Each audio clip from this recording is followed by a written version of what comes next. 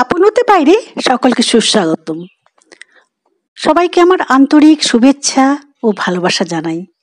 আজকের ভিডিওটি সম্পূর্ণ দেখার অনুরোধ রইল। আজকের বিষয় এক অনন্য স্বরূপে শ্রী শ্রী রামকৃষ্ণদেব। কি সেই রূপ! শ্রী শ্রী ঠাকুর বলছেন, শরীরের লক্ষণ দেখে অনেক কিছু বলতে পারতেন। অবশ্য তিনি তো বলেছেন, তোমার ভেতর বাহির তুমি কে সবই আমি জানি। বন্ধুরা, ভিডিওটি পুরোপুরি দেখার অনুরোধ রইল। ভালো লাগলে লাইক, শেয়ার, কমেন্ট ও সাবস্ক্রাইব করবেন এবং পাশে থাকবেন। আপনাদের একটু ভালো লাগা আমাকে এগিয়ে নিয়ে যেতে সাহায্য করবে। ঠাকুর বলেছেন, এক অপরিচিত ব্যক্তি ঠাকুরকে প্রণাম করিতে আসিলেন। প্রণাম করিয়া বসিলেন। ঠাকুর পরে বলিয়াছেন, তাহার চক্ষুর লক্ষণ ভালো না, বিড়ালের ন্যায় কটা চক্ষু। ঠাকুরকে হরি তামাক সাজিয়া আনিয়া দিলেন। দেখি, তোর হাত দেখি, এই যে জব রয়েছে, এ বেশ ভালো লক্ষণ। হাত আলগা করে দেখি। নিজের হাত হরির হাতে লইয়া যেন ওজন করিতেছেন। বললেন, ছেলে মানুষে বুদ্ধি এখনো আছে, দোষ এখনো কিছু হয় নাই। আমি হাত দেখলেই খল কি সরল বলতে পারি। খল হলে হাত ভারী হয়। নাক টেপা হওয়া ভালো না।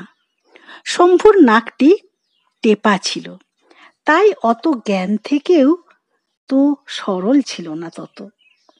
উনপাঁজরে লক্ষণ ভালো না, আর হাড় পেকে, কনুইয়ের গাঁট মোটা, হাত ছিনে, ঠোঁট ডোমের মতো হলে নিচু বুদ্ধি হয়। আরো খারাপ, এক চক্ষু আর টেরা। বরং এক চক্ষু কানা ভালো, তো টেরা ভালো নয়। ভারী দুষ্টু ও খল হয়। চলনেতে লক্ষণ ভালো মন্দ টের পাওয়া যায়। পুরুষাঙ্গের উপর চামড়াটি মুসলমানদের মতো যদি কাটা হয়, সে একটি খারাপ লক্ষণ। শ্রী শ্রী ঠাকুর হাসতে হাসতে বললেন, মুখ হলসা, ভেতর বুঁদে, কান তুলসে, দীঘল ঘোমটা নারী, অর্থাৎ হল হল করে কথা কয়, তারপর ভেতর বুঁদে, মনের ভিতর ডুবুরি নামালেও অন্ত পাবে না। তারপর কান তুলসে, কানে তুলসী দেয় ভক্তি জানাবার জন্য, কিন্তু অন্তরে ভক্তির লেশ মাত্র নেই।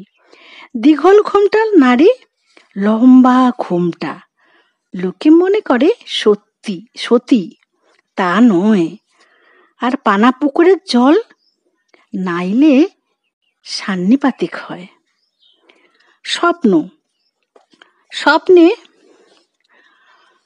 মহেন্দ্রকে জিজ্ঞাসা করলেন, স্বপ্নে তুমি আমায় দেখো? মহেন্দ্র উত্তর দিলেন, হ্যাঁ, অনেকবার।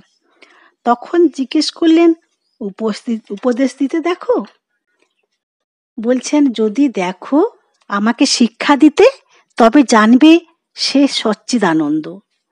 স্বপ্নে আগুনের শিখা, মশালের আলো, সধবা মেয়ে, শ্মশান দেখা, সন্ন্যাসী মণ্ডলের ভিতর বসে থাকা, এসব দেখা ভালো।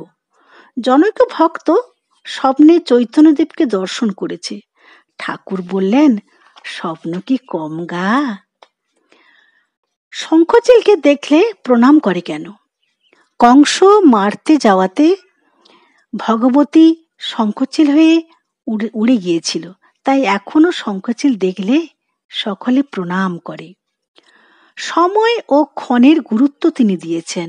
বলছেন, শনিবার মা কালীর ঘরে যেতে হয়, বৃহস্পতিবার 12টার পর রাক্ষসে বেলা, ও সময় খেতে নেই।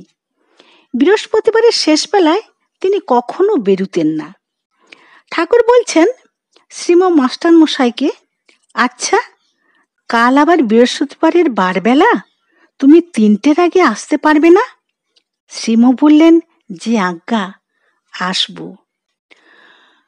দক্ষিণেশ্বরে একবার বলছেন তিনি হৃদয়কে, ও হৃদু, দেখ তো, বারবেলা নাই তো রে, প্রথমবার আসছে। দক্ষিণেশ্বর ঘাটে যখন শ্রীমা জয়রামবাটি থেকে দক্ষিণেশ্বরের ঘাটে নামছেন, তখন তিনি এই মন্তব্য করেছিলেন। কিন্তু শ্রীমা গঙ্গার উপর নৌকোতেই বারবেলা কাটিয়ে এসেছিলেন। শ্রী শ্রী ঠাকুর ভাঙতে আসেননি, গড়তে এসেছিলেন। মানুষের মঙ্গলের দিকে তার সদা দৃষ্টি। চিরাচরিত প্রথা, তিথি নক্ষত্র মেনেই তিনি চলতেন। ভক্ত মনমোহন কন্যাগড় থেকে সপরিবারে ঠাকুরকে দক্ষিণেশ্বরে দেখতে এসেছেন। ঠাকুরকে প্রণাম করে বলছেন, এদের কলকাতায় নিয়ে যাচ্ছি। ঠাকুর কুশল প্রশ্ন করে বললেন, আজ 1 তারিখ, পয়লা অগস্ট যাত্রা, কলকাতায় যাচ্ছ? কে জানে বাপু। অপূর্ব নজর। ঠাকুর মাস্টারকে বলছেন, সন্ধ্যা কি হয়েছে? তাহলে আর তামাকটা খাই না। সন্ধ্যা হলে সব কর্ম ছেড়ে হরি স্মরণ করবে। এই বলে ঠাকুর হাতের লোম দেখছেন, গনা যায় কিনা। লোম যদি গনা না যায়, তাহলে সন্ধ্যা হয়েছে। ঠাকুরের প্রতিটি কথার, কাজে এবং ব্যবহারে এক বিশেষ নিগূঢ় রহস্য আছে। মুসলমানদের 5 বার নির্দিষ্ট সময়ে নামাজের বিধি আছে। হিন্দুদের পুরস্চরণ, উদয়াস্ত জপ, মহানিশায় ব্রাহ্ম মুহূর্তে জপ, সন্ধি পূজাকালে দেবীর স্মরণ প্রভৃতির বিধি আছে। এসবের মানে হলো ক্ষণের রহস্য বা গুরুত্বকে বিশেষভাবে জানা। যারা আধ্যাত্মিক পথ অনুসরণ করেন, সাধনের জগতের গভীরে ঢুকতে চান, তারা নির্দিষ্ট সময়ে নিয়মিত ধ্যান ভজন করেন। তারা ক্ষণের মাহাত্ম্য জানেন। ওই নির্দিষ্ট ক্ষণে তাদের মন ভগবানের সান্নিধ্য পাওয়ার জন্য উন্মুখ হয়ে থাকে। ভক্তদেরও সেভাবে নিজেদের প্রস্তুত হওয়ার জন্য শিক্ষা দিচ্ছেন। তখন তো অত ঘড়ি ছিল না, তাই কাক কোকিলের ডাক শুনলে সকালে এবং গায়ে লোম না দেখা গেলে সন্ধে হয়। সহজেই প্রকৃতির কাছ থেকে শিখে নেওয়া পদ্ধতি ভক্তদের শিখিয়েছেন। একথা ঠিক, জন্মগত শারীরিক লক্ষণ, স্বভাব এসব তৈরি হলে আমাদের কষ্ট পাওয়ার কিছু নেই। তার কাছে একান্ত ব্যাকুল হয়ে প্রার্থনা করলে তিনি আমাদের সর্বতোভাবে কৃপা করবেনই। তিনি আমাদের সহজ সরল হতে শিক্ষা দিয়েছেন। শ্রী শ্রী ঠাকুরের কিছু অনুপ্রেরণামূলক বাণী।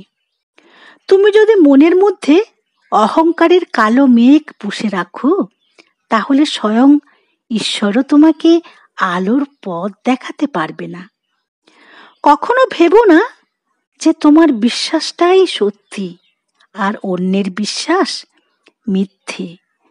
নিরাকার ঈশ্বর যেমন সত্যি, সাকার ঈশ্বরও ততটাই সত্যি। যার প্রতি মন চায় তারই আরাধনা করো। জীবনে শান্তি পেতে মনের ময়লাগুলো ধুয়ে ফেলতে হবে যে বাবা।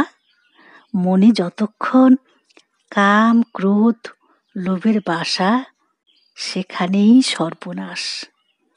বন্ধুরা,